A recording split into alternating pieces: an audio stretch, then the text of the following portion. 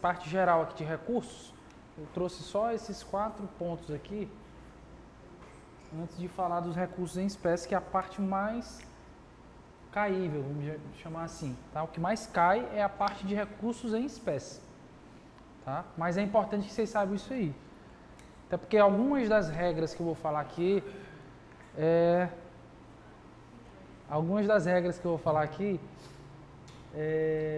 se aplicam aos recursos em espécie, tá? Então vamos nós. Primeiro ponto, efeitos dos recursos.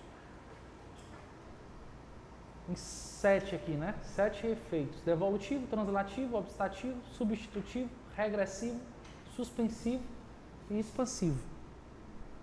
Tá? 7 efeitos. Alguns aqui são bem simples, outros são bem complexos. Tá? Vou começar pelo mais simples, pelos mais simples. Efeito obstativo. O que é o efeito obstativo? Tu aí que está olhando no WhatsApp aí, Mariana. Hein, Mariana? Ô, Maria Clara. Tá vendo? Efeito obstativo. É o efeito do recurso que impede o trânsito em julgado. Ele obsta o trânsito em julgado. Impede trânsito julgado. Efeito substitutivo, também é tranquilo. Efeito substitutivo. Substitui a decisão recorrida. Esse efeito está presente lá na ação rescisória, para fins de definição de competência da ação rescisória. Tá? É a aplicação mais importante desse efeito aqui. A aplicação mais importante do efeito substitutivo é na definição de competência da ação rescisória. Tá? Por quê? Porque, vou dar um caso para vocês. Tem uma sentença de primeiro grau, transitou em julgado, ou melhor dizendo, decidiu o mérito no primeiro grau e depois, em apelação, esse mérito foi reformado e essa decisão de segundo grau transitou em julgado. A ação rescisória vai ser contra a sentença de baixo ou contra o acórdão de cima? Contra o acórdão de cima. Por quê? Porque o acórdão substituiu a decisão de baixo, efeito substitutivo. Tá? Isso tem uma relevância na ação rescisória quando nós olhamos uma decisão de segundo grau que é reformada no terceiro grau. Porque aí você tem que analisar de quem é a competência, se é do TJ ou do STJ, por exemplo. Uma decisão de primeiro grau que é reformada pelo de segundo grau não tem tanta relevância, porque tanto faz ser uma sentença de baixo ou um acórdão de segundo grau, a competência vai ser do TJ. Então não mexe. Se eu vou rescindir uma sentença de primeiro grau, quem é o órgão competente? TJ. Se eu vou rescindir um acórdão de segundo grau, quem é o competente? TJ. Agora, se eu contraponho um acórdão de segundo grau com um acórdão de terceiro grau, aí eu tenho uma relevância na competência.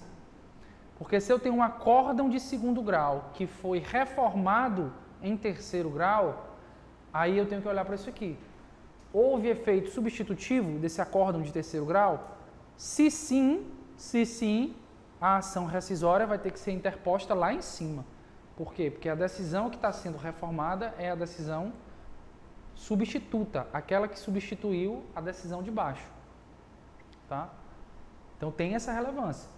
Ah, Caio, mas se a decisão do STJ, por exemplo, não adentrou ao mérito, foi simplesmente uma decisão que inadmitiu um recurso especial, ou um agravo em recurso especial. Há ou não há efeito substitutivo? Não há. Por quê? Porque para haver efeito substitutivo, essa decisão precisa analisar um mérito. E aí, nesse caso, a ação rescisória não é no STJ, e sim no TJ. Porque a última decisão de mérito, que não foi substituída, foi no TJ. Então, cuidado com isso aqui. De novo, a importância desse efeito é para a definição de competência na ação rescisória. E o critério que vocês têm que olhar é qual a última decisão de mérito. Tá? O Léo botou foi para congelar mesmo agora, hein? Botou foi para gastar a energia do tema todinho. Efeito regressivo, também chamado de efeito diferido, ou também chamado de juízo de retratação. O que é isso aqui? Isso aqui é uma exceção. É uma exceção à regra segundo a qual o recurso é julgado por um tribunal ou um órgão julgador superior. Essa é a regra da teoria geral dos recursos. O recurso é feito para que uma autoridade superior julgue, mas isso aqui é uma exceção, ou uma mitigação, melhor dizendo. Por quê? Porque é possível que a partir de um recurso, a mesma autoridade prolatora da decisão recorrida volte atrás. Tá? Então você interpõe um recurso, a autoridade olha assim, realmente você tem razão, eu que errei, meu estagiário que errou, meu assessor que errou, então eu vou voltar atrás. Efeito regressivo, devolve a matéria para o próprio órgão julgador. O que é importante disso aqui? Saber quais recursos admitem juízo de retratação. E aqui eu vou dizer para vocês, tá? Quase todos admitem. Alguns de forma ordinária, outros dependem da hipótese específica. Tá? Vou colocar aqui os que eu lembro de cabeça, viu? Se eu estiver esquecendo aí, problema de vocês. Apelação, agravo de instrumento, agravo interno, embargo de declaração, óbvio que é o principal. RE e RESP, casos especiais. O ARE e o ARESP também, casos especiais.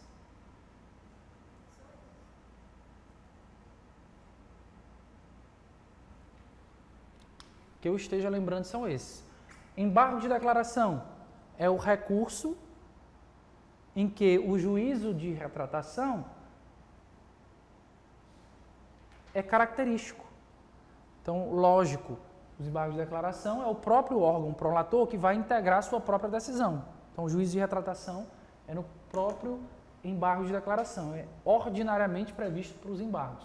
Na apelação, quais são os casos de juízo de retratação? Decisão terminativa ou decisão do 485, decisão de procedência liminar do pedido e decisão que indefere a petição inicial. Léo, tem outro azul aí? Tem?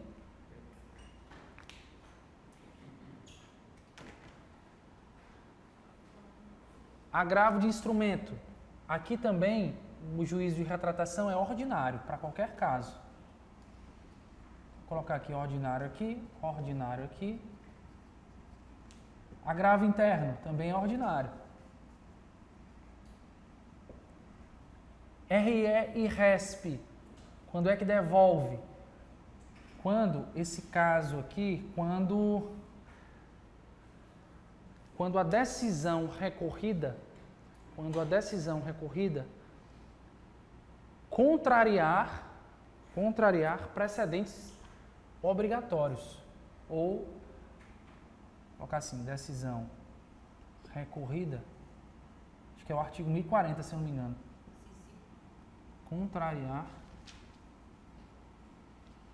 Decisão recorrida, contrariar precedentes obrigatórios.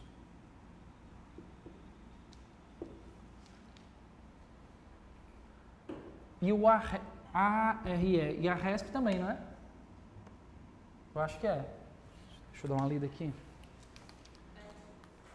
Artigo 1040, inciso 2º, e 1042 o quê? Tu falou aí? Parágrafo 2º e 4º. Agora esquentou, viu, Léo? Porra, Léo, tu não tá controlando esse direito não, cara. publicado o acórdão paradigma.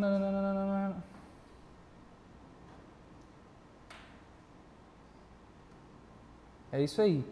O 1040, inciso segundo, quando há a fixação do precedente, o recurso volta para o órgão que proferiu o acórdão e esse órgão reexamina o processo de modo a se retratar, de modo a conformar a sua decisão ao precedente que foi formado em recurso repetitivo. 1040, inciso 2, é isso aí mesmo. E o 1042, parágrafo 2º, é isso?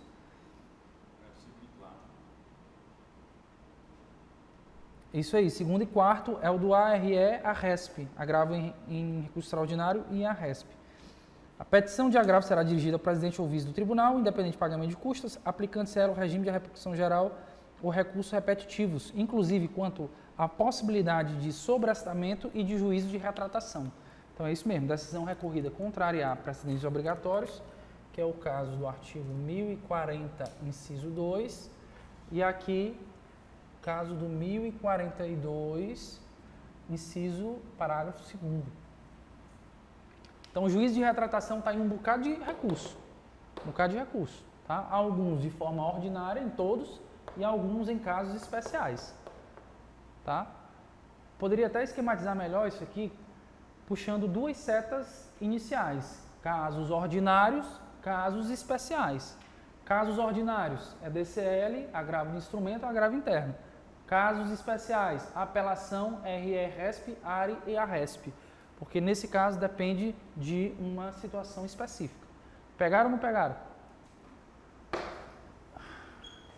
Efeito suspensivo. Qual que é a regra?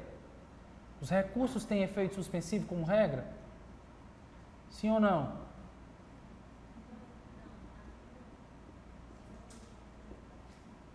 Como regra, os recursos não têm efeito suspensivo automático. Tá?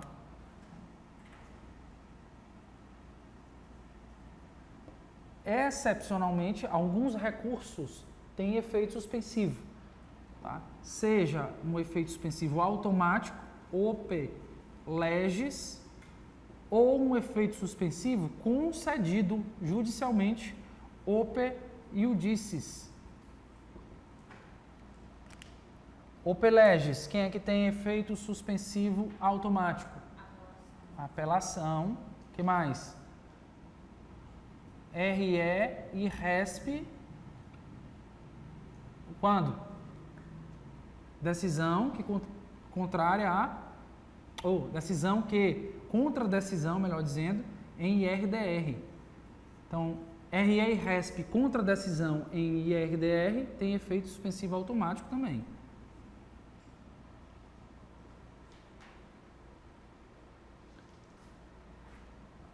OP iudicis. Aí vocês vão puxar o seguinte. Aqui é uma leitura inteligente do código. Tem dois casos aqui. Requisitos cumulativos. Requisitos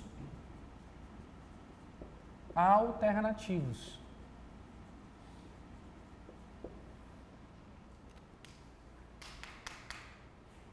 Aí aqui é um detalhe que vocês vão anotar no código de vocês, que eu peguei hoje esse detalhe. A parte geral de recursos, há uma previsão a respeito do efeito suspensivo OP iudicis, que é o 995, parágrafo único. Vocês vão colocar aí em cima desse parágrafo único. Efeito suspensivo OP iudicis. A eficácia da decisão recorrida poderá ser suspensa por decisão do relator, se da imediata produção dos seus efeitos houver, requisito 1, risco de dano grave, de difícil ou impossível reparação, e ficar demonstrada a probabilidade de provimento do recurso. Então, na parte geral dos recursos, você tem uma previsão cumulativa. Risco de dano grave e probabilidade do direito, ou probabilidade de provimento do recurso. Isso para a parte geral. Agora, quando você avança na leitura do código, dois recursos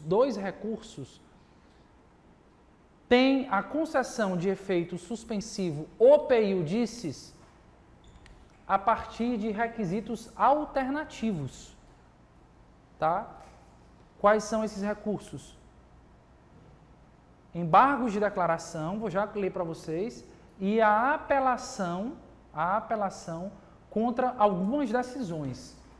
Então vamos nós aqui, requisitos cumulativos. Artigo 995, parágrafo único. Quais são esses requisitos que eu disse para vocês? Risco de dano grave, de difícil reparação, então só risco de dano e probabilidade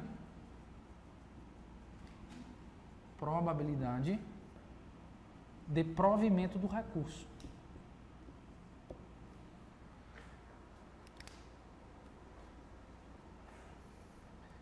Mas, o que eu estou falando mas em relação aos embargos de declaração e em relação à apelação contra determinadas decisões, que eu vou falar para vocês quais são, vou chamar aqui de apelação especial,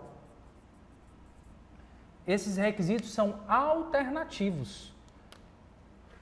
Então, probabilidade de provimento do recurso. É a história da fada madrinha que eu disse para vocês. É a leitura do código diferenciando as coisas. Provimento do recurso. Ou relevante argumentação ou relevante fundamentação, não sei como é que o código traz aí, mais risco de dano. Tá? Vou ler para vocês. Isso aqui vai estar, sabe aonde? No 1012, parágrafo 4º, no caso da apelação. Nas hipóteses do parágrafo 1º, que são as decisões especiais, a eficácia da sentença poderá ser suspensa pelo relator se o apelante demonstrar, primeiro requisito, a probabilidade de provimento do recurso, ou se, sendo relevante a fundamentação, houver risco de dano grave ou de difícil reparação. Então veja que há um caso especial em que o requisito é alternativo, tá? E a leitura compassada e com calma do código serve para vocês identificarem isso. Se ler 50 artigos numa hora, não pega. Para pegar esse detalhe, meu amigo, tem que pegar com cuidado. Tá? E isso serve também para os embargos de declaração. Quer ver? Eu vou achar os embargos aqui. 1026, parágrafo 1º. A eficácia da decisão monocrática ou coletiva poderá ser suspensa pelo respectivo juiz ou relator se demonstrada, primeiro requisito, probabilidade de provimento do recurso, ou, sendo relevante a fundamentação, houver risco de dano grave ou de difícil reparação. Então, esses dois casos especiais, tá? Lembrando que essa apelação é uma apelação especial contra algumas decisões, que são aquelas decisões que impedem o efeito suspensivo opel legis, tá? Que eu vou já falar para vocês mais especificamente, mas por enquanto fiquem só com essa apelação especial. Vou só colocar o artigo dela aqui para que vocês saibam de que apelação se trata. 1012, parágrafo que eu falei? 1012 o quê? Parágrafo 4º. Aí o que vocês vão fazer no código de vocês? Colocar os artigos para conversar. Vamos colocar lá no parágrafo único do 995, assim, diferente do 1012, parágrafo 4º, e diferente do 1026, parágrafo único.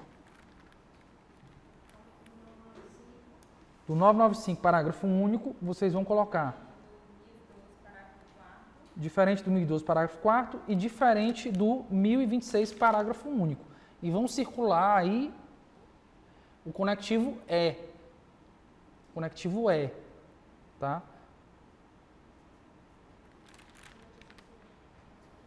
E lá nesses dois que eu referi, 1012, parágrafo 4º e 1026, parágrafo único, vocês vão circular o ou. Circular o ou e colocar diferente do 995. 1026. Coloquem os artigos para conversar. Tá?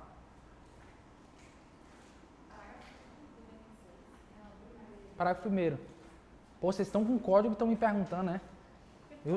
Eu sei quase todos os artigos de cabeça, mas não é todos. 1026, parágrafo 1º.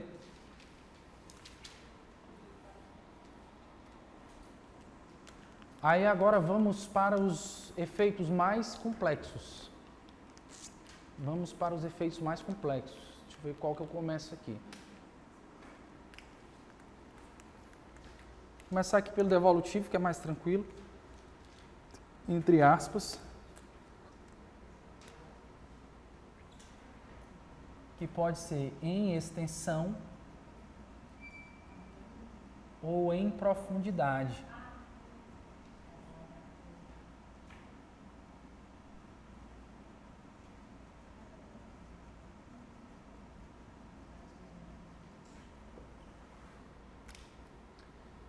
O efeito devolutivo em extensão é delimitado pelos capítulos da sentença recorridos, pelos capítulos de sentença recorridos. É aquele velho brocardo latino do tantum appellatum quantum devolutum. Você só devolve ao tribunal a matéria que você apela. Tá? Se a sentença tem 5 capítulos, dano moral, dano material, dano estético, condenação em honorários e juros, você tem a oportunidade de recorrer dos 5. Mas se você recorre de 3, você só está devolvendo ao tribunal a possibilidade de rever esses 3. Então, em extensão, o efeito devolutivo em extensão tem a ver com o limite horizontal do recurso. Limite horizontal do recurso. E que, por sua vez, tem a ver com os capítulos de sentença recorridos. Tá? Já o efeito devolutivo em profundidade não tem nada a ver com os capítulos de sentença recorridos. Tem a ver com as questões debatidas no processo. Tá? O que são questões? Questões nada mais são do que pontos controvertidos. Questões são pontos controvertidos. Tá? É o que houve de debate no processo. Tá? Então, o efeito devolutivo em profundidade não se relaciona com os capítulos, mas sim com as questões. E aqui tem algo que eu quero que vocês peguem, porque aqui é onde o bicho vai pegar. Tá? Agora está mamão com açúcar. Agora vocês vão pegar um negócio mais complexo aqui. Ó. Vou até desenhar.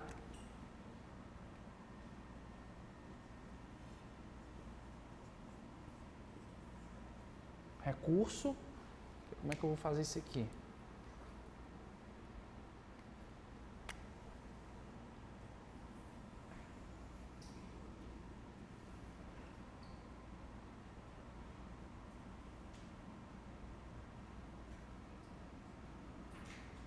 Capítulo 1, capítulo 2, capítulo 3.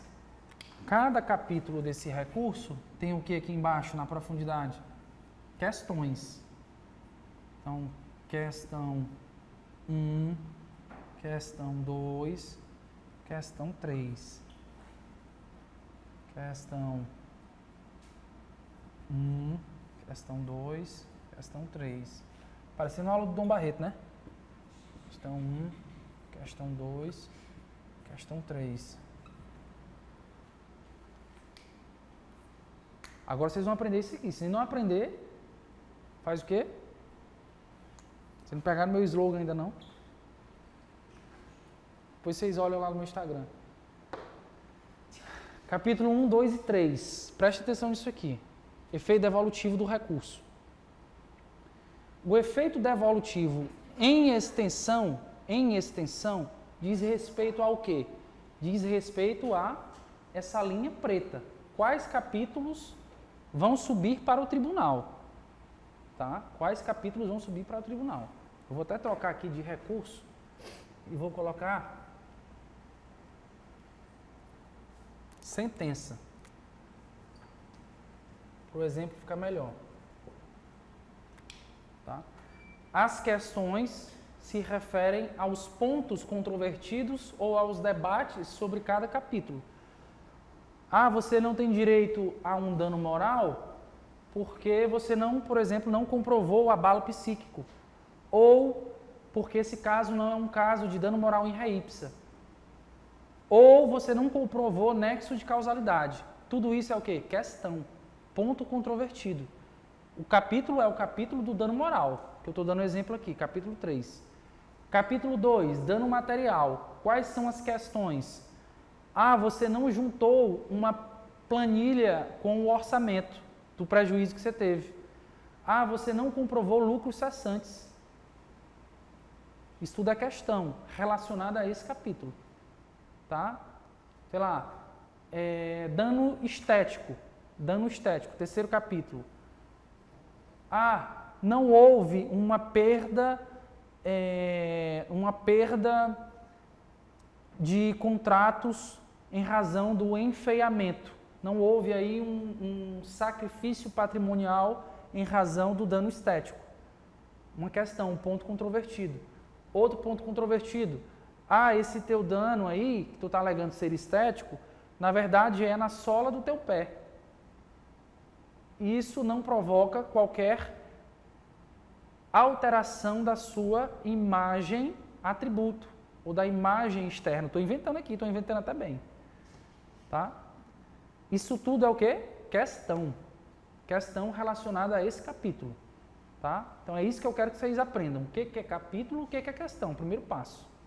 Aprendeu? O efeito devolutivo em extensão diz respeito a quais capítulos eu vou subir para o tribunal. Então, vamos supor que a sentença deferiu os 3. Deferiu o dano estético, vou até colocar aqui. Deferiu o dano estético, nesse meu exemplo. O dano material. E deferiu o dano moral. Tá? Só um parêntese aqui, pode ser concedidos 3 danos ao mesmo tempo? Só um parêntese, isso aqui é parêntese. Direito civil, pode ou não pode? Pode. Se é simulado, é tranquilo. Tá? Então, os 3 danos aqui podem ser concedidos. O juiz fez isso. Mas eu, recorrente, só quero devolver dano moral e dano material. O dano estético lá, ele me condenou em R$500, não quero recorrer disso. Então, o meu recurso, ele vai atacar esses 2 capítulos. Subir aqui com esse recurso. Tá? Qual é a extensão do efeito devolutivo? Esses 2. O tribunal não vai poder falar sobre dano estético. Isso não foi devolvido ao tribunal. Aqui transitou em julgado. Tá? Esse é um primeiro detalhe. Devolutivo em extensão. Segundo detalhe, devolutivo em profundidade. Tá? Vamos supor, primeiro caso, vamos supor que o juiz de primeiro grau, na sentença, debateu todas essas questões. Debateu questão 1, 2 e 3 nos 2 capítulos. Devolve tudo tranquilamente. Devolve tudo tranquilamente. O tribunal lá em cima poderá utilizar desse fundamento, desse fundamento, desse fundamento, desse fundamento, desse e desse. O juiz debateu tudo, o tribunal pode debater tudo. Esse é um caso simples. Agora, a pergunta que se faz é, imagine que o juiz, para julgar, para prover essa pretensão, não debateu essa questão aqui, não falou sobre essa questão e não falou sobre essa questão. O juiz, lá embaixo, primeiro grau, ele decidiu deferir esses 2 pedidos, mas não debateu essa questão e não debateu essa. Não falou, por exemplo, no exemplo que eu dei aqui, ele não falou, por exemplo, sobre a natureza in re ipsa desse dano moral. Não falou nada. Pergunta, o tribunal vai poder julgar com base nessas questões não debatidas? Código é expresso, sim. Sim. Esse é o efeito devolutivo em profundidade, ou também conhecido como efeito translativo, tá? Então veja, desde que o recorrente limite o efeito devolutivo em extensão, ou seja, desde que ele ataque os capítulos da sentença, o tribunal vai poder julgar com base em quaisquer das questões do processo, independente se o juiz de primeiro grau debateu ou não, tá? Então, devolvem-se todas as questões ou pontos controvertidos, ainda que não debatidos pelo juízo de origem. Esse é o efeito devolutivo em profundidade, ou, para alguns, chamado de translativo. Eu deixei separado porque eu vou colocar uma pitada aí. Até aqui vocês pegaram, né? Pegaram, não pegaram? Se não pegaram, olha lá no meu Instagram, meu slogan. Aí, vamos nós aqui. Um detalhe importante aqui nesse efeito translativo. Imaginem, o bicho vai pegar bem aqui, ó. Imaginem que essa questão aqui, essa aqui, do dano estético, é uma questão de ordem pública.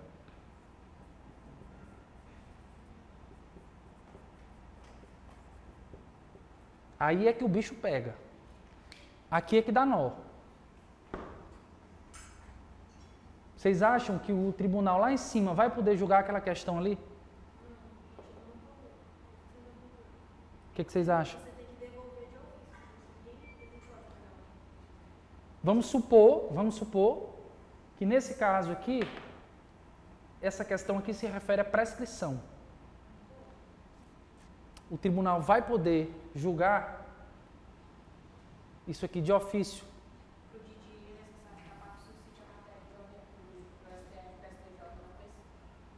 Aí aqui é onde o bicho pega. Aqui é onde o bicho pega, tá? Porque para o código, e o código é expresso nisso, tá? E não há qualquer ressalva à matéria de ordem pública, o efeito translativo, ou seja, a possibilidade de julgar todas as questões, depende de uma insurreição contra os capítulos da sentença. Ou seja, depende de um recurso atacar os capítulos da sentença condenatórios. Então, só poderia julgar isso aqui de forma expressa pelo Código, ainda que de ordem pública, se houvesse insurgência contra esse capítulo. Tá? Vou ler aqui para vocês. Para falar a verdade, eu não sei nem onde é que está aqui. Vou procurar aqui agora. Mas está.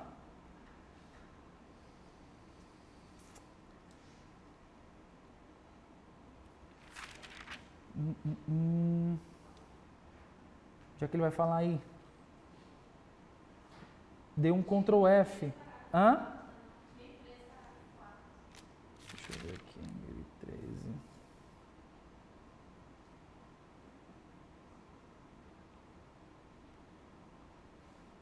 Não.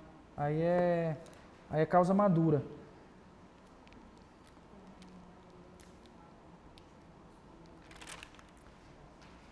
Ah, é o 1034, quer ver? 1034, não é esse também não.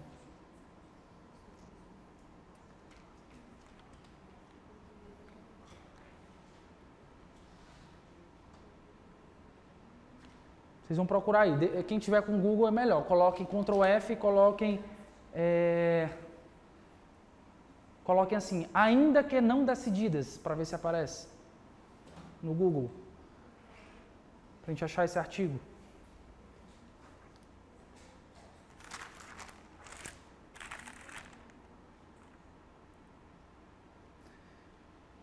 Que o recurso, é mais ou menos assim, o recurso devolve ao tribunal todas as questões, ainda que não decididas, aí vírgula, desde que o capítulo da sentença tenha sido impugnado. É mais ou menos esse o teor. Qual? 1013, parágrafo 1º. É isso aí, é esse aqui mesmo. 1013, parágrafo 1º, ó. serão objeto de apreciação e julgamento pelo tribunal todas as questões suscitadas e discutidas no processo, ainda que não tenham sido solucionadas, vírgula, desde que relativas ao capítulo impugnado.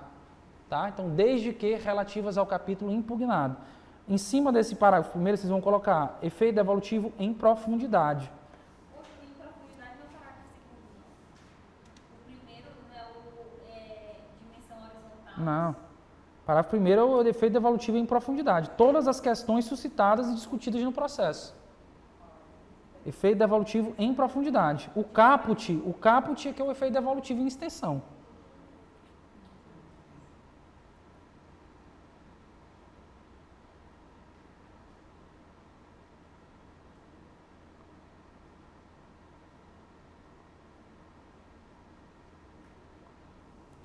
Beleza?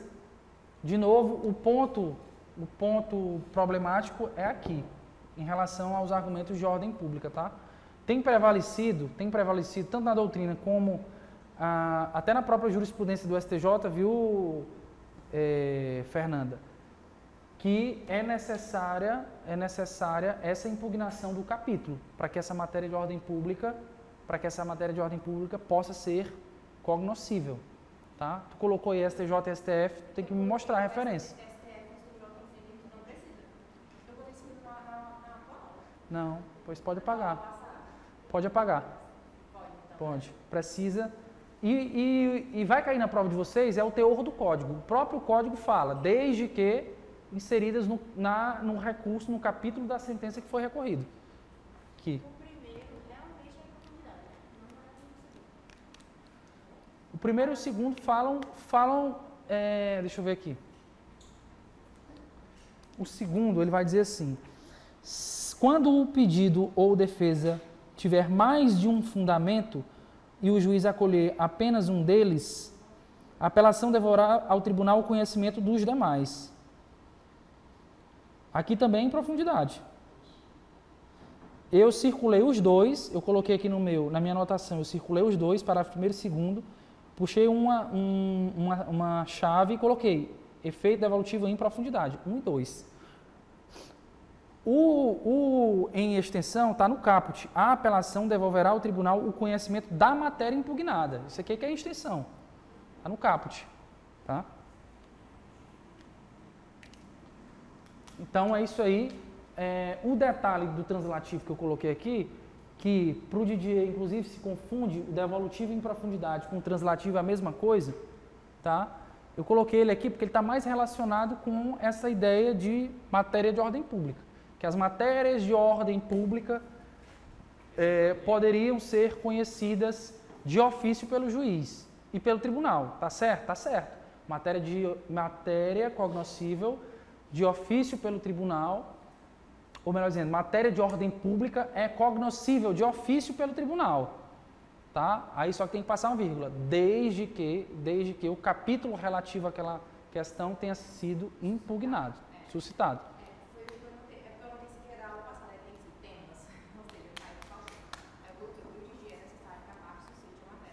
É isso aí. Aí o do STF já respeita, não é mais isso. Não é. Beleza? Então vamos seguindo aqui, galera. Então em cima, esse expansivo eu vou colocar só a título, nunca vi cair isso aqui, mas como o pessoal debate, vou colocar aqui só a título de curiosidade. Esse expansivo, ele pode ser subjetivo ou ele pode ser objetivo. Subjetivo, o recurso ele vai atingir terceira pessoa que não o recorrente. Isso está previsto no 1005, parágrafo único e caput. Vocês vão anotar aí. No 1005, caput, parágrafo único, efeito expansivo subjetivo. O recurso interposto por um dos litisconsortes a todos aproveita. Então veja, um litisconsorte recorre, mas aquele recurso está aproveitando a todos. Efeito expansivo subjetivo. Parágrafo único. Havendo solidariedade passiva, o recurso interposto por um devedor aproveita aos outros. Também manifestação do efeito expansivo subjetivo. Recurso aproveitando terceira pessoa que não recorrente. E o objetivo diz respeito ao alcance do recurso diz respeito ao alcance do recurso para outros atos que não a decisão recorrida. Tá? Então, esse recurso tem um efeito que alcança para além da decisão recorrida, alcança outros atos. Tá?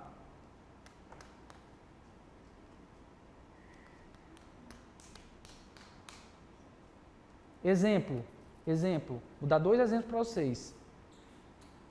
Só complicar só um pouquinho, só para vocês ficarem com a informação correta. Esse objetivo ele pode ser interno ou ele pode ser externo.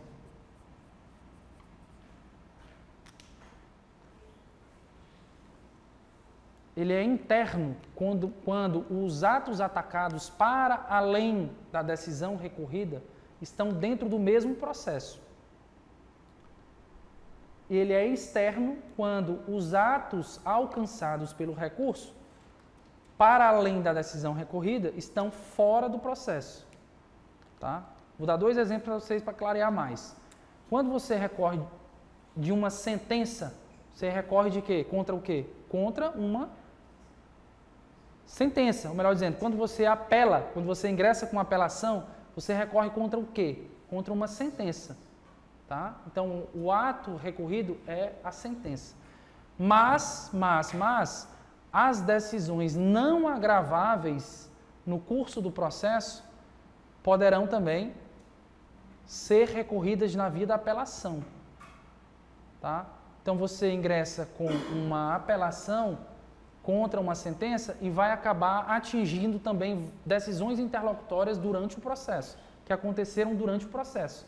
Efeito expansivo objetivo interno. Você ingressa com uma apelação, ataca uma sentença, mas esse ataque vai alcançar outros atos judiciais praticados dentro do processo, como decisões interlocutórias não agraváveis. Efeito expansivo objetivo interno, dentro do processo. E o efeito expansivo objetivo externo, ele é próprio do agravo de instrumento. Tá? Quando você maneja um agravo de instrumento, você está manejando contra uma decisão interlocutória. Só que a decisão, o acórdão que o tribunal vai julgar, pode ser que repercuta no processo original e não apenas no processo de agravo de instrumento. Porque vocês sabem que no agravo de instrumento se formam 2 processos. O processo original continua e se forma o processo de agravo de instrumento. Esse acórdão aqui, do agravo de instrumento, por exemplo, ele pode repercutir no processo original. Se, por exemplo, essa decisão aqui for sobre, sabe o quê? Se for sobre uma competência. Imaginem que há um agravo de instrumento que ataca uma decisão sobre competência. É lógico que essa decisão aqui, no agravo de instrumento, vai repercutir nesse processo. Inclusive, pode até anular esse processo. Então, é um efeito objetivo externo, expansivo externo, porque está acontecendo fora do processo original e está atacando atos processuais de outro processo. Tá? Então, acontece isso no agravo de instrumentos. Me perguntar, Caio, tu já viu isso em concurso? Nunca vi, falar a verdade. Estou falando aqui para título de informação para vocês, porque caso caia, vocês já sabem o que é. O interno, um exemplo que eu dei, é o exemplo de uma apelação que, para além da sentença atacada, resolve questões interlocutórias durante o mesmo processo.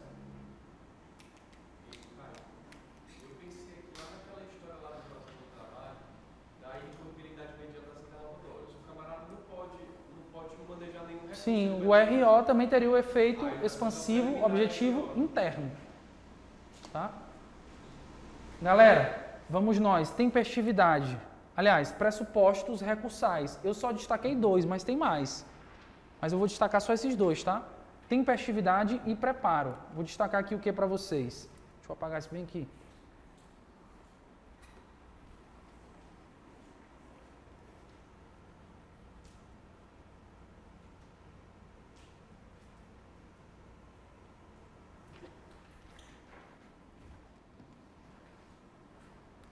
Tempestividade. Vou destacar o seguinte. Lógico. Os prazos, e vocês já sabem disso, aqui é trivial. Prazo, regra geral do CPC, 15 dias, à exceção dos embargos de declaração, que são 5 dias. Vou destacar o prazo do agravo interno no pedido de suspensão de liminar, e não vou nem discutir mais, porque isso aqui já está batido, é de 15 dias. Não é mais de 5 dias. Havia uma discussão se 5 dias da lei especial ou 15 dias do CPC. Se decidiu que o prazo é de 15 dias do CPC. Tá? Então, todo agravo interno, o prazo é de 15 dias, inclusive o agravo interno contra a decisão de pedido de suspensão de liminar, PSL. Lógico que, se manejado pela Fazenda Pública, a contagem é em dobro, vezes 2. Tá? Outro detalhe aqui sobre tempestividade é um julgado do STJ sobre a protração do prazo em caso de indisponibilidade do sistema, que nunca acontece no PJE.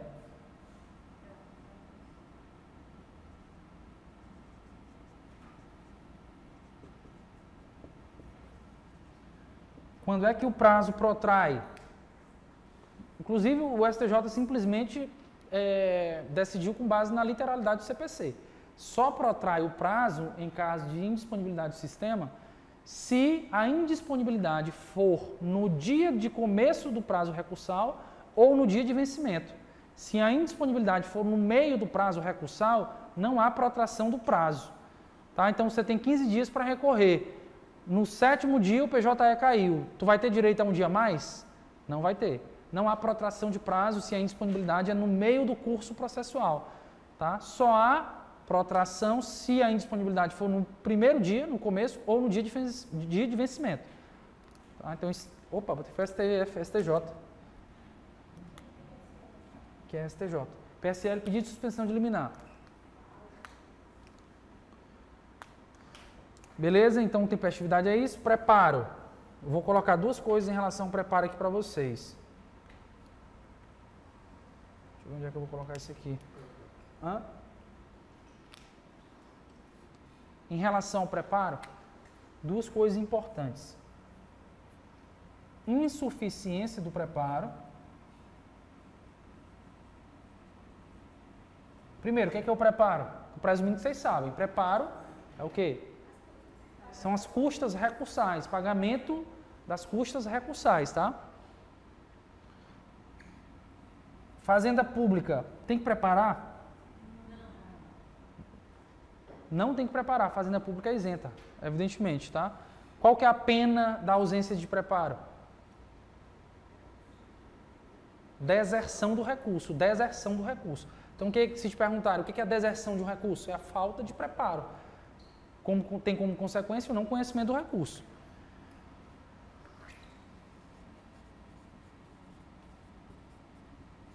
Aí o código, é interessante que o código faz essa distinção aqui, ó. Se você prepara o recurso pagando menos do que deveria, você tem que fazer o quê? Tem que ser intimado para complementar. Então, na insuficiência, você é intimado para complementar. Mas se você nada paga, caso de ausência de preparo, você não pagou nada, aí você é intimado para pagar em dobro, tá? Para pagar em dobro. E se, depois de intimado para pagar em dobro, você não paga tudo, o que acontece? Recurso deserto. Você não tem mais o direito de complementar, tá? Não, você só vai ter o seu recurso não conhecido. Então, insuficiência. A insuficiência rege uma necessidade de intimação para complementação, intimação mais complementação. A ausência rege a necessidade de intimação para pagar em dobro. Preste atenção, depois você não entende nada que eu estou escrevendo, viu? Estou colocando só código aqui. Pagar em dobro, e se não pagar em dobro,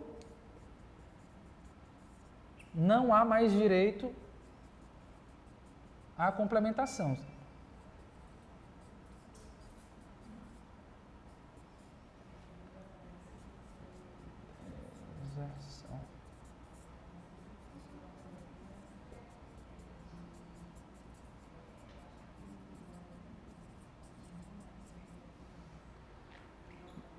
Beleza? Bora, vamos. Recurso adesivo. Dois pontos importantes. Hipóteses e características. Hipótese de recurso adesivo. O que é o recurso adesivo?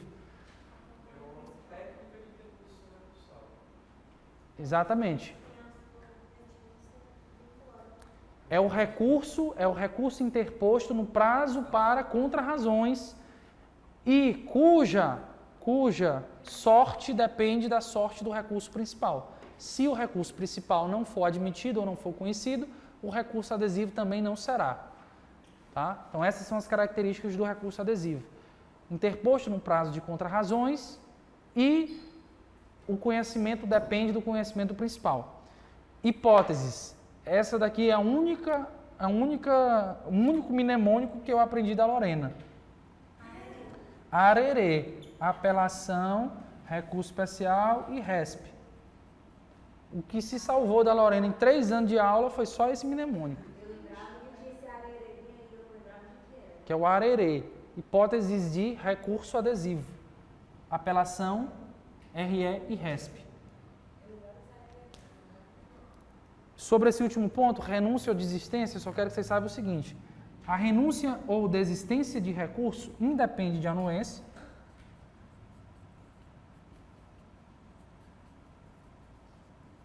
Independe de anuência. E 2, não impede, se vocês já sabem, não impede prosseguimento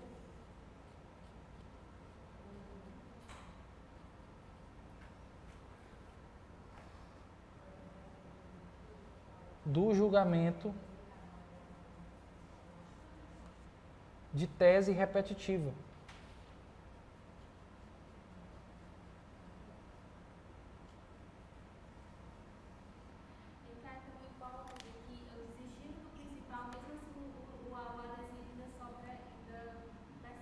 Qual é? É quando já tem decisão liminar favorecendo o adesivo.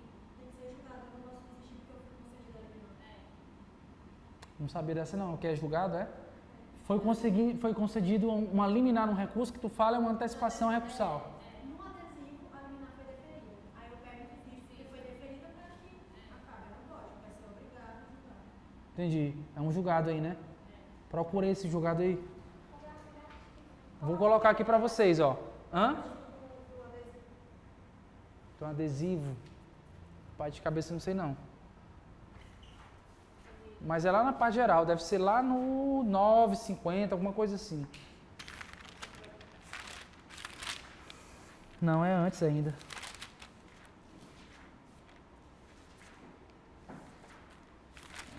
Deixa eu ver aqui. 950, 997. Parágrafo 1º. Ah, sim. E o que é mais importante, eu esqueci de falar, né? Só é possível o recurso adesivo, uma das características principais, se não a principal, só é possível o recurso adesivo em caso de sucumbência recíproca. Sucumbência recíproca é o requisito material de cabimento do recurso adesivo. Tá?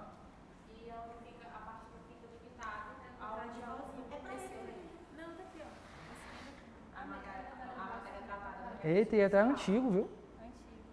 Olha, antecipação dos efeitos da tutela. Não se admite a desistência do recurso principal de apelação.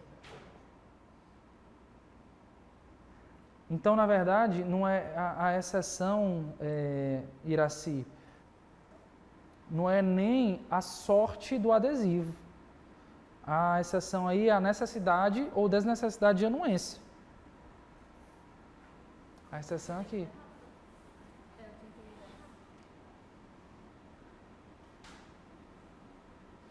O que está dizendo aí é só que a parte do recurso principal não pode desistir.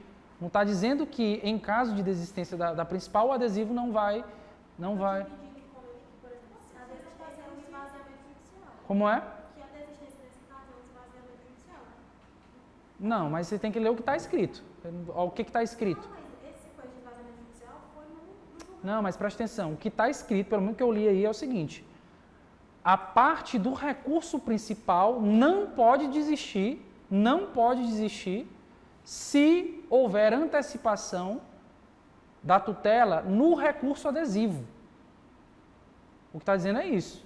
A parte do recurso principal não pode desistir se houver antecipação de tutela no recurso adesivo. O que está escrito é isso. O que tu tinha falado é o seguinte, que o recurso adesivo será conhecido ainda que a parte principal desista.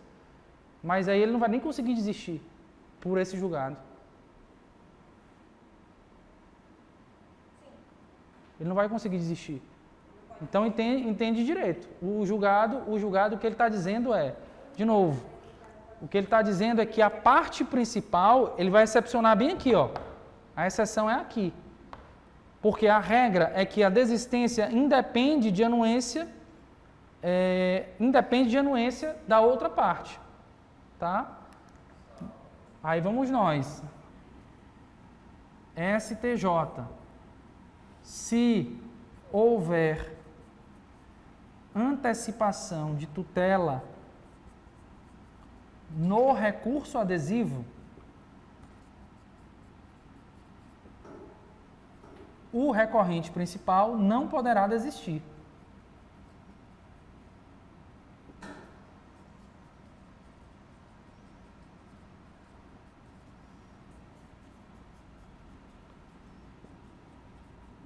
Não é isso que está escrito aí? Pelo menos o que eu entendi foi isso. Beleza? Então essa é a parte geral, tá? Eu queria fazer uma parte com vocês, que eu acho que isso aqui é bem importante que vocês peguem.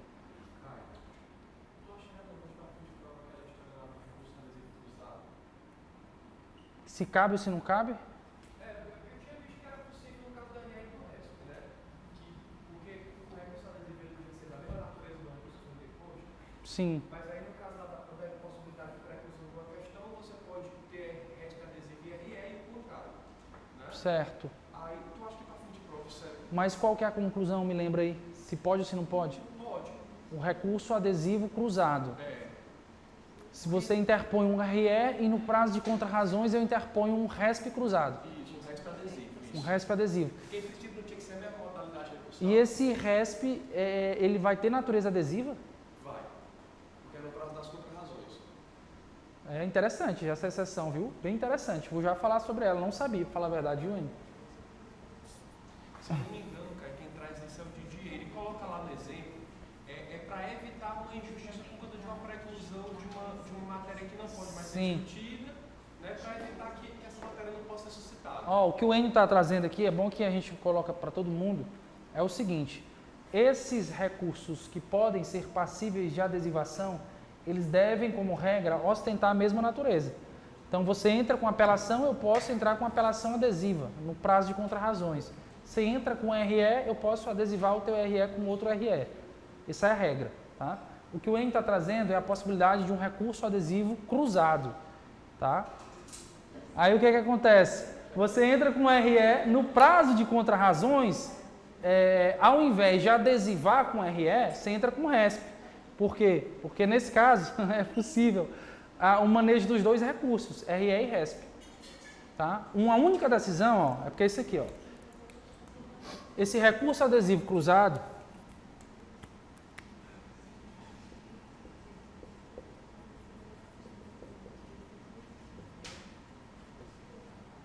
ele está relacionado, sabe com quem? Ele está relacionado com uma exceção ao princípio da unirrecorribilidade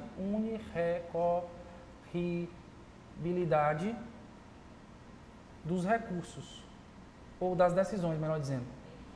Espera aí, uma cor de cada vez. Exceção ao princípio da unirrecorribilidade das decisões, porque cada decisão é para desafiar um recurso, mas um acórdão de segundo grau,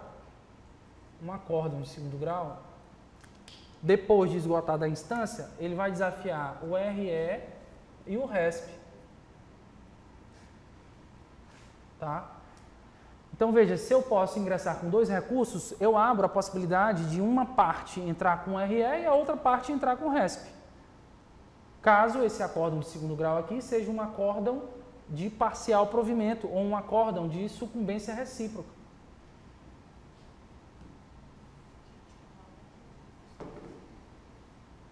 Tá? Aí, onde é que surge o recurso adesivo? A primeira parte ingressa com RE. A outra parte, no prazo recursal ordinário, não ingressou com nada. Ficou esperando para ver se a contraparte recorreria. Recorreu de RE. Abriu o prazo de contrarrazões de RE. No prazo de contrarrazões para RE, eu tenho duas possibilidades. Fazer as próprias contrarrazões de RE. Tenho a possibilidade de ingressar com um RE adesivo.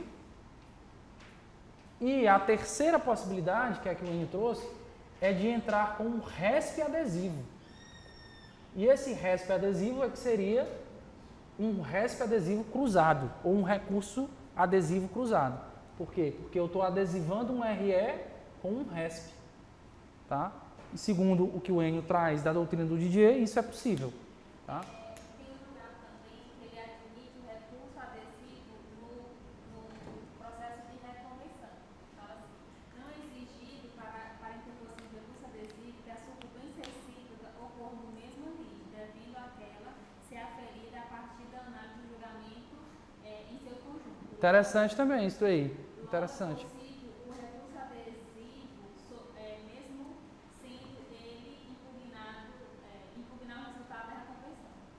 Vocês entenderam esse caso aí da reconvenção também? É outro julgado interessante. O que a lei exige é que haja sucumbência recíproca, que uma parte perca um capítulo da sentença e a outra parte sofra sucumbência nesse outro capítulo. Então, o que a lei exige é isso. Da onde vem essa sucumbência? As duas sucumbências podem vir da ação principal, mas podem vir também uma parte da ação principal e outra parte da reconvenção. Não há problema em relação a isso, porque a lei só exige a sucumbência recíproca. Esse que é o julgado aí. Vamos nós, senão a gente não sai do lugar.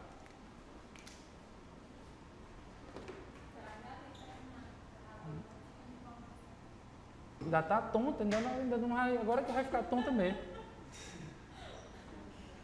Eu ia até colocar um parênteses para vocês, mas eu não vou nem colocar, mas eu acho até importante, viu? Estou pensando se eu coloco ou não, sobre aquele negócio de desnecessidade de anuência ali, para desistência de recurso, porque tem 3 coisas sobre isso. Mas está batido, né?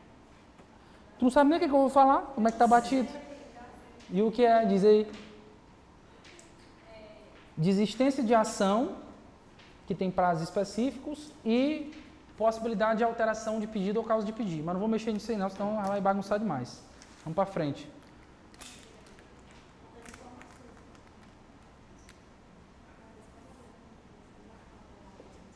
A apelação. Vamos ver se a gente consegue terminar pelo menos os principais.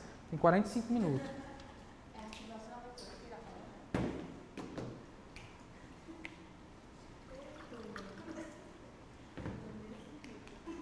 Apelação. Vamos nós.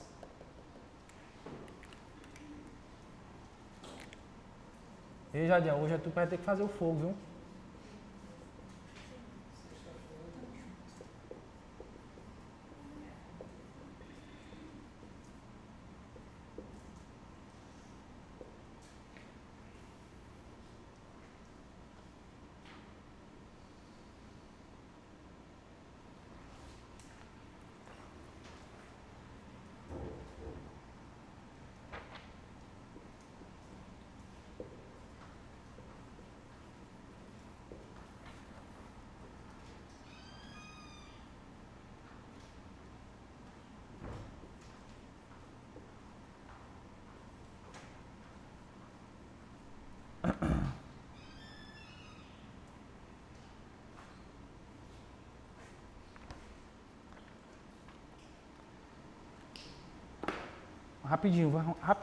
Rapidinho.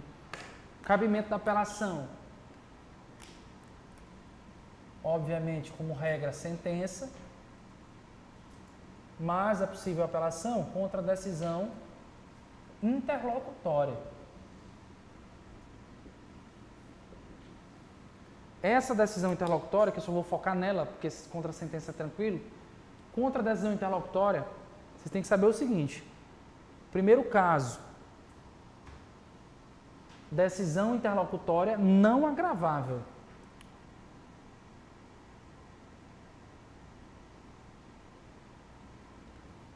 Ou seja, ela não está no rol do 1015 e também não ingressa no rol do 1015, por força de jurisprudência, no caso de urgência. Então, ela não é uma decisão passível de agravo de instrumento, tá?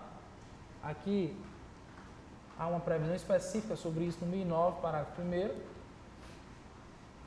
E essa apelação ou esse ataque vai acontecer em preliminar de apelação ou em contrarrazões.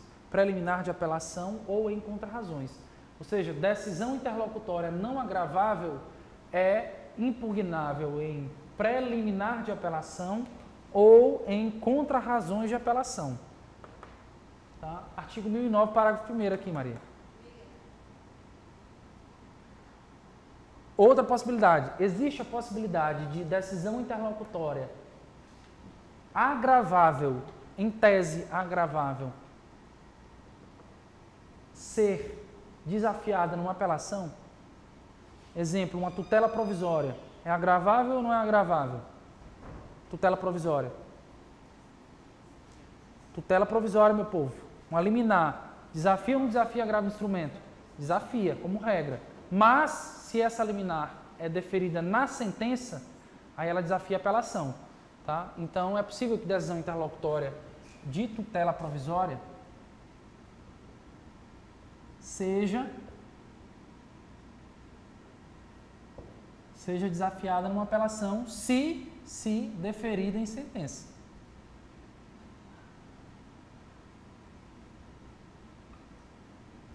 No corpo de uma sentença, tá? Então, cabimento é isso. Juízo de admissibilidade. Tribunal ad quem? Juízo a quo não faz mais juízo de admissibilidade. Juízo a quo não faz mais juízo de admissibilidade da apelação. Então, isso aqui é restrito ao tribunal, tá? Efeito suspensivo da apelação. Como regra, a gente já aprendeu que é um efeito suspensivo ope legis.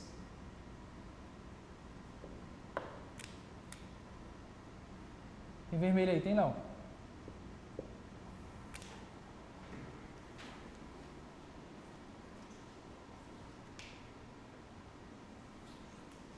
Mas, em alguns casos, ele precisa ser deferido ope iudicis. Qual o caso? Exatamente naquele caso do artigo 1012, parágrafo que eu coloquei para vocês? Parágrafo 1012, parágrafo 4º.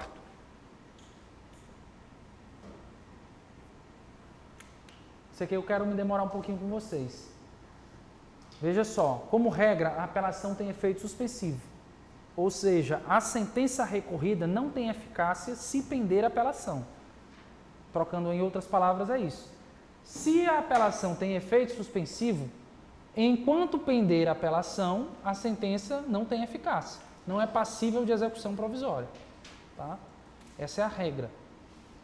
Mas é possível que, mesmo na pendência de apelação, a sentença já tenha eficácia. Em alguns casos, cujo teor exija uma urgência nessa eficácia. Por exemplo, uma sentença que defere alimentos. O juiz de primeiro grau deferiu alimentos. O pai recorreu de apelação. Vocês acham que essa sentença vai ter eficácia imediata ou essa apelação suspendeu essa sentença? Vai ter eficácia imediata, por uma opção legislativa, que reconheceu nessa hipótese uma urgência na concessão do direito deferido.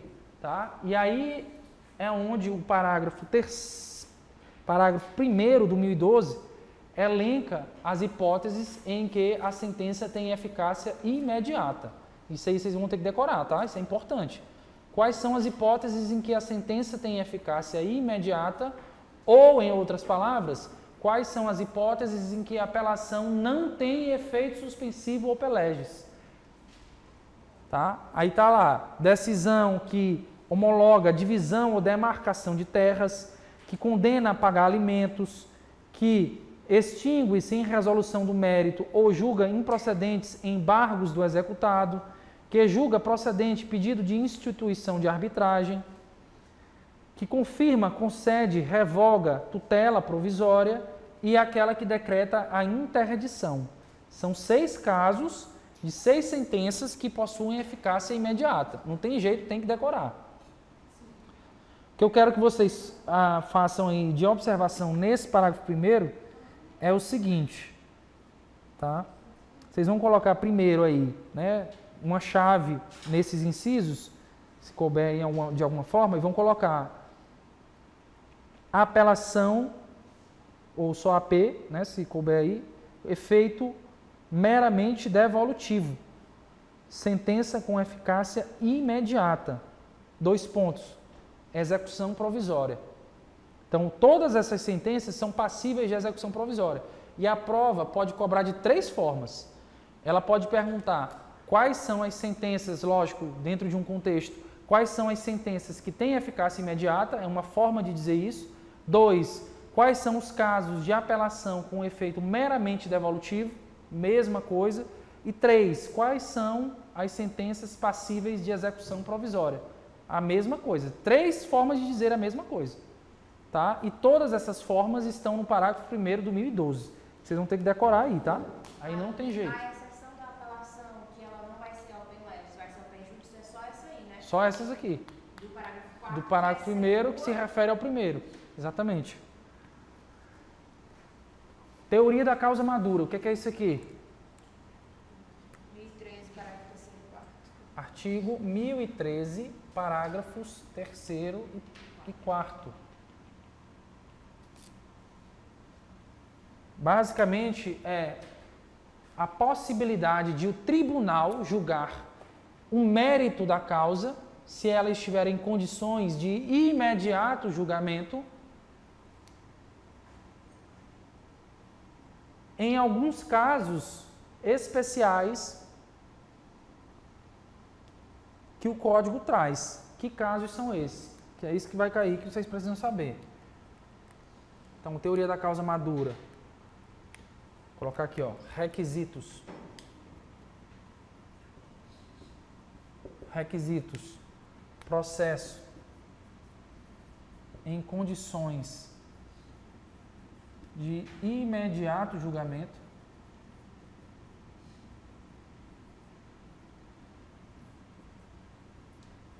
E a sentença for uma dessas 3 sentenças aqui, ó. Ou melhor dizendo, uma dessas 4. Se essa sentença for uma sentença terminativa,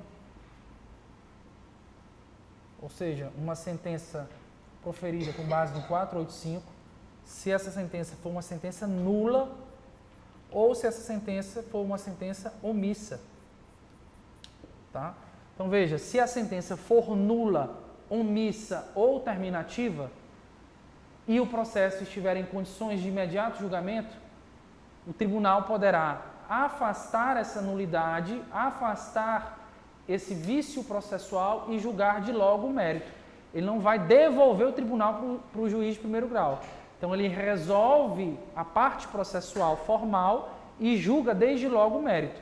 Quando, de novo, processo em condições de imediato julgamento, e isso aqui significa um amadurecimento probatório, ou seja, não há mais provas a serem produzidas, tá? E desde que a sentença recorrida seja uma decisão terminativa, nula ou omissa. O que mais? O Código traz as hipóteses de sentença nula. Ela pode ser nula de 2 formas. Ou ela é nula por falta de fundamentação, ou ela é nula por falta de congruência ou ofensa ao princípio da congruência.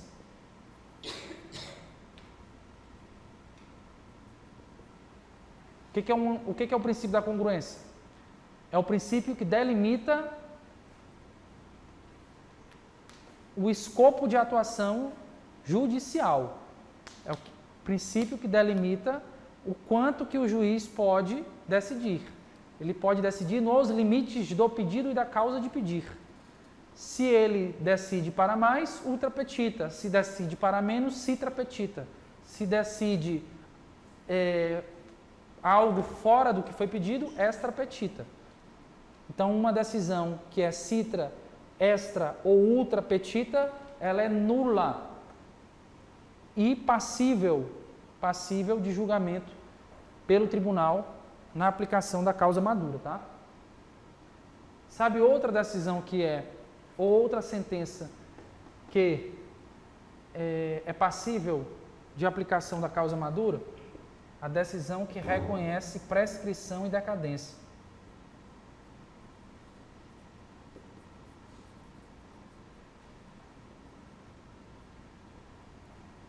Embora isso aqui seja de mérito, tem um aspecto aí prejudicial, né? Beleza? Então, a apelação é isso. Vamos avançar para frente, sempre para frente, né? Que tem meia hora. Em meia hora eu vou terminar pelo menos isso aqui. Pagar.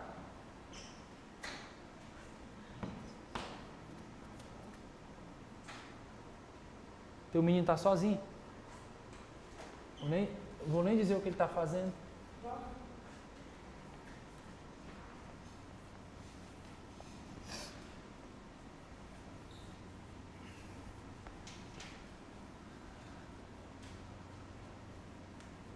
Tu tem câmera? Tem em casa?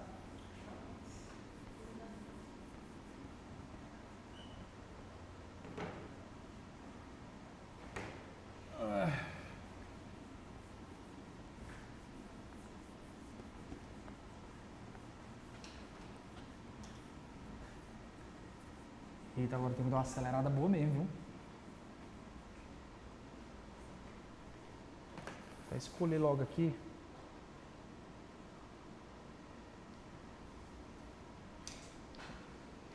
Falar logo do recurso ordinário, que pouca gente fala. Grave instrumento, vocês já estão cansados de saber.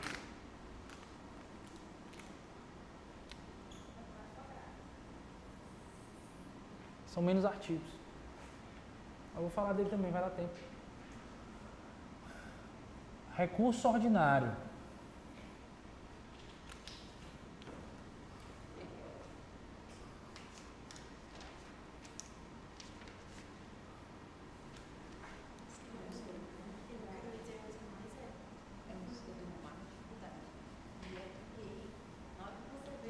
Cabimento. Ah, sim.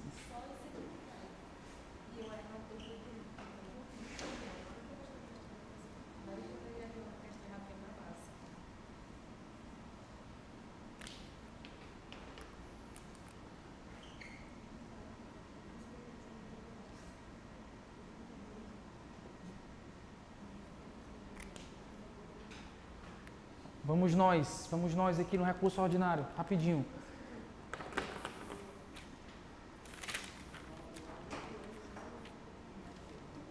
Ó, o recurso ordinário, um ponto importante aqui logo de início para vocês. O recurso ordinário é um recurso dado ao impetrante, à parte, ao cidadão. Então, é uma forma processual de prestigiar o cidadão em face do Estado. Já é algo que vocês têm que saber, tá? Por que o recurso ordinário prestigia o cidadão em face do Estado? Porque, veja só, você tem uma decisão de segundo grau ou uma decisão no tribunal de segundo grau, um mandado de segurança no TJ, por exemplo. Quem ingressa com esse mandado de segurança é um cidadão. Ele quer ser nomeado, por exemplo, então ele ingressa com um mandado de segurança contra ato do governador do estado. Quem julga, Tribunal de Justiça. Se o estado perde, ou seja, se a parte ganha, se o tribunal concede a ordem e o Estado quer recorrer, o Estado tem que recorrer pela via extraordinária, RE e RESP. Então, ele tem que cumprir os requisitos formais e mais difíceis do RE e do RESP.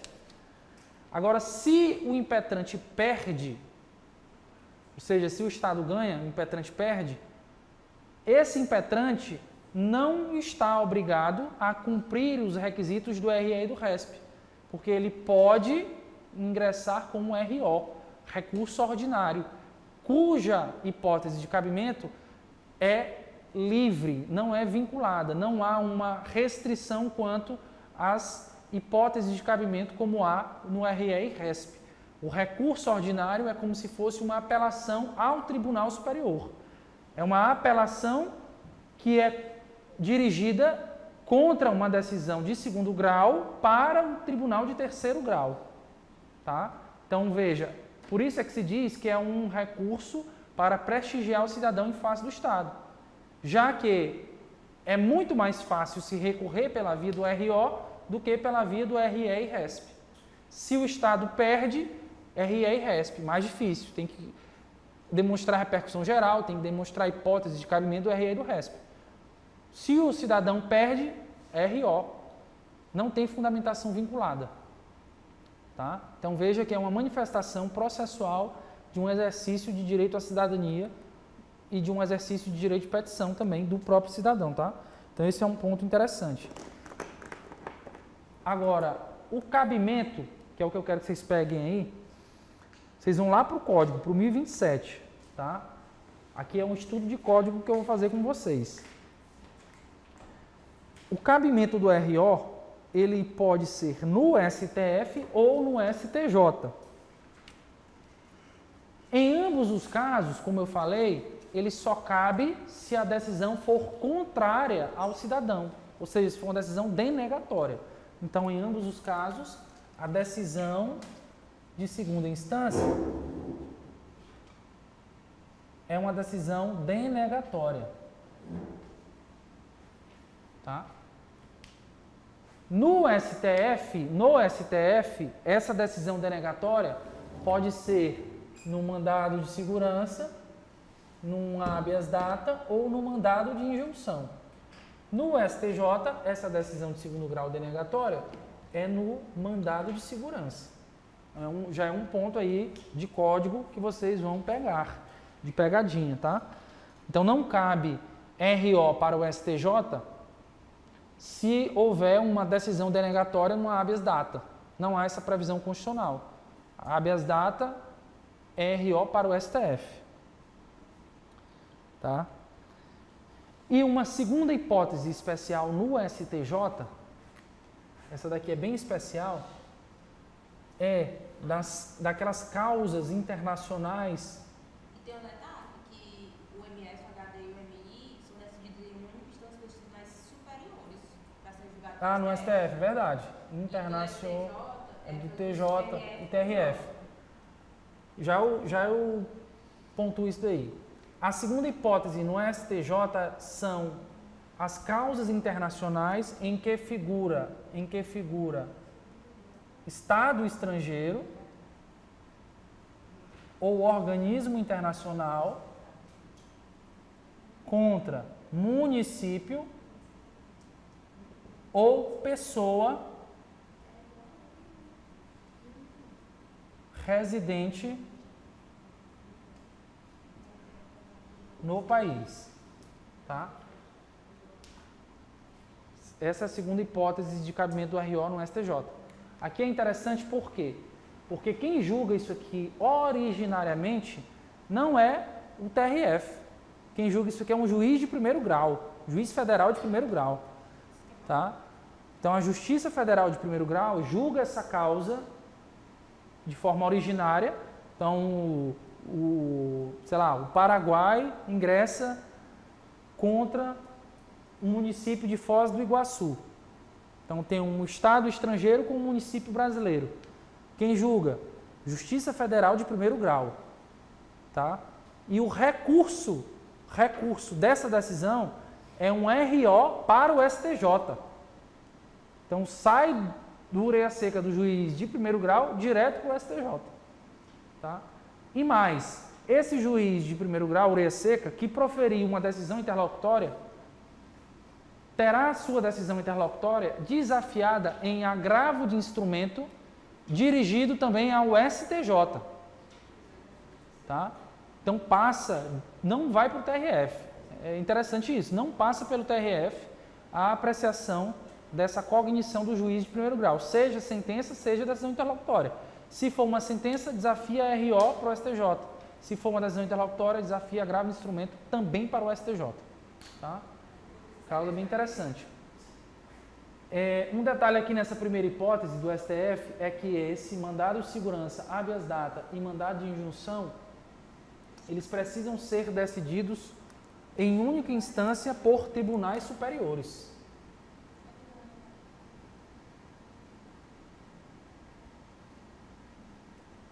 Tá? Detalhe importante. Aí, deixa eu colocar para vocês aqui uma informação constitucional. O Thiago deve ter falado para vocês sobre isso. Veja, eu estou falando de um Estado estrangeiro contra um município. Competência da Justiça Federal de primeiro grau que desafia a RO para o STJ. Se eu trocar município por Estado, quem é que julga? Hein, Fernanda? Quem é que julga? Isso aí? Não foi isso aí que eu perguntei. Perguntei outra coisa. Se for Estado estrangeiro contra Estado, Paraguai contra o Paraná, quem é que julga? STF, de forma originária. Tá? Então, pegadinha também. Estado estrangeiro contra município, Justiça Federal de primeiro grau, RO para o STJ. Estado estrangeiro contra Estado federado, competência originária do STF.